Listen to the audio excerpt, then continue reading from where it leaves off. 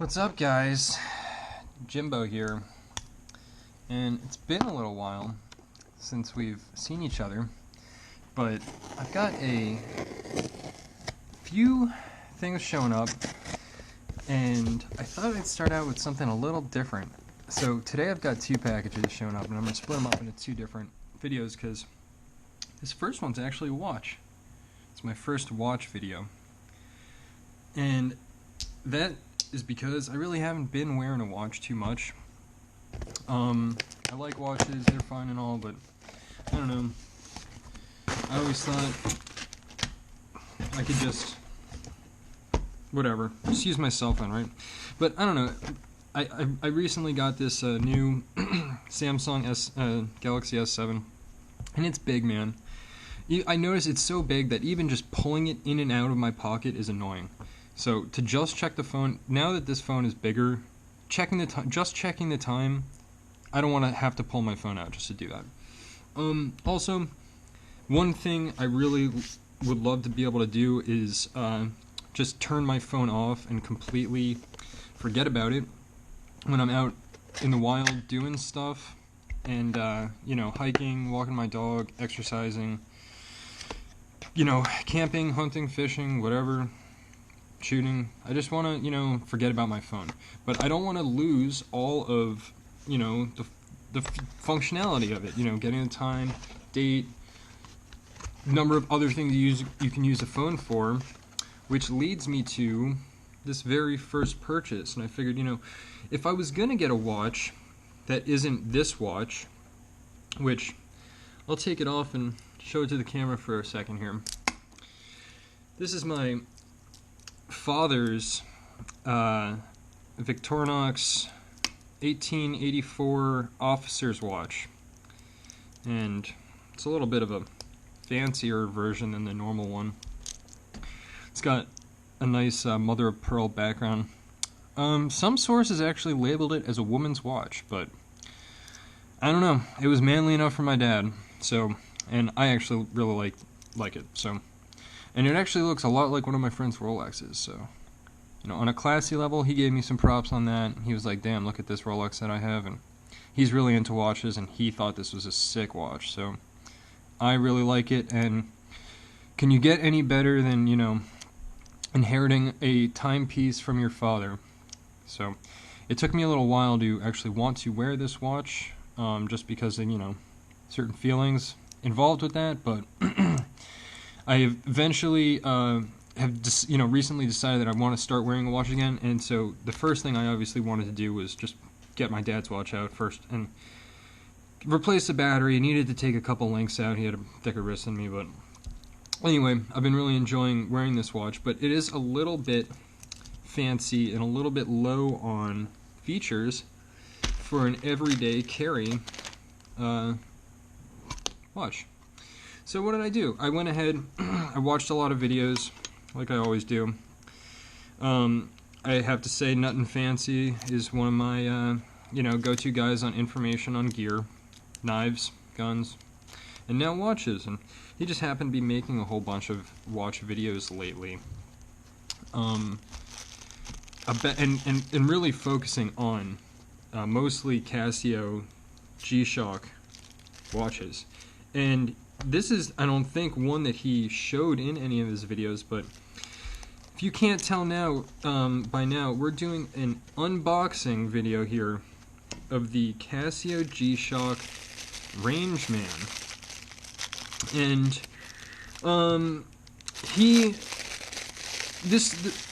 me ultimately landing on this watch came from a few different things, and wow, is it a looker, huh? Now it seems to be on, which is fine. I'm sure that's fine. I don't know a ton about watches. I'm trying to remember if this one has the I'm trying to remember if this one has the solar, the tough solar, because that's one of the features of some watches. Anyway, I'm not seeing it right here in the front, but anyway, I was thinking, you know, what do I really want from a watch if I'm gonna get a watch? This one sells for the MSRP is 300, but on Amazon it's about like 190. And I was thinking to myself, okay, so I wanted for an outdoors type watch, right? And nutnfancy was going over these Pro Trek watches on his video. He went through a whole series and showed like all these different colors of those. And he, you know, was saying, okay, it does this, does I can't, what did that one do? I can't even remember if it had a compass or not. It was kind of, it had some less features than this one. So I'm not even going to go ahead and talk about what features that had, because I can't remember what that has. I'm just going to talk about what this has real quick. Like that one, I remember he really commented on these serrated buttons. Just looking at it from a build quality perspective. At first, I was looking at those Pro Treks, and then I saw a comment. Someone said, "Oh, check out the Mudman," and the Mudman is this is basically a beefed up version of the Mudman, the Rangeman. It's meant for just any type of outdoor activity task. I think it's ranged down to 100 meters for water depth, which is way more than I'll ever do. I'm not really into diving or anything. I swim, but I don't really snorkel or dive or anything like that. So as far as water usage, this will be, I don't really shower with my watches on either, so if I ever go swimming, whatever, it'll be not 100 meters. It's also mud and dirt resistant, just the way it's built in here. Everything's all like, you know, closed up, so getting out and dirty, which is something I would be doing, don't have to worry about that at all. It has got in here a compass. This is, and I need to, you know, go through this whole booklet. It comes with a pretty chunky size booklet here. Some other material. Let's check out what's in here real quick. I don't know, international. Oh, here's a registration warranty card. Put that away later. What do we got here? Oh, just some troubleshooting. Okay, so what do you do if your watch stops or does not operate? Your watch's power may be on low, so try leaving it by the window for half a day when the weather is sunny. So even though it doesn't say it on the front here, I do think I remember reading that this is a solar powered watch, and so that was an appealing thing for me. In addition to that, it's also got an altimeter and barometer. Altimeter is quite useful for me.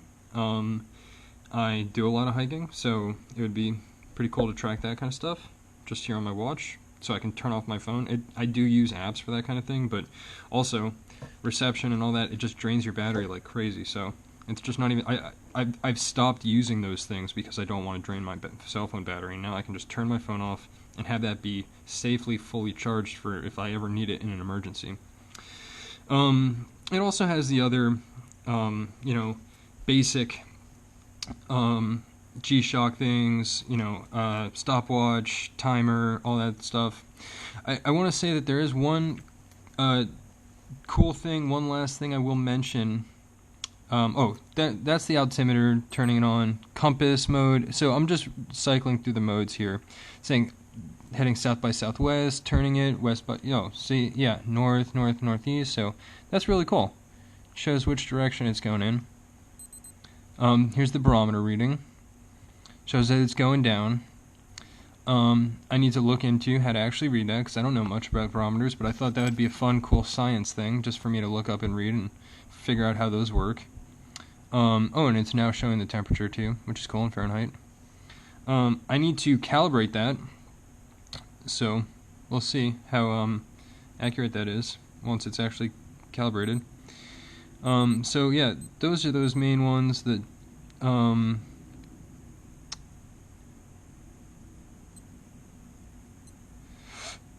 What I want, okay, yeah, so here's how you cycle through the different, just this button does the different time modes. But one other thing that I thought was cool about this watch, and I know I've been a little unorganized here, but sorry, I'm just kind of winging this one. It's just like a first look, and I really need to figure out how the watch works. But up here, there's a times, like you can either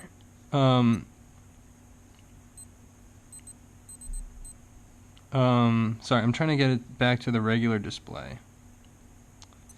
I wonder how do I go back. This is my first Gshock. So okay, so probably that. Now here it says Friday, 9/16, which is the date.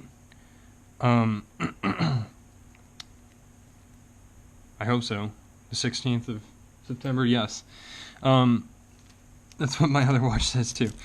Now I'll be able to keep a little bit better track, but it also has a different mode that shows a different time zone. Yes, so you can pick a different time zone for it to show, which is really useful for me because I work on East Coast time. I moved from Boston over here, and a lot of my friends still live there. A lot of my friends still live in New York, so being able to always just kind of look at my phone and hit a button once I configure it to be East Coast time.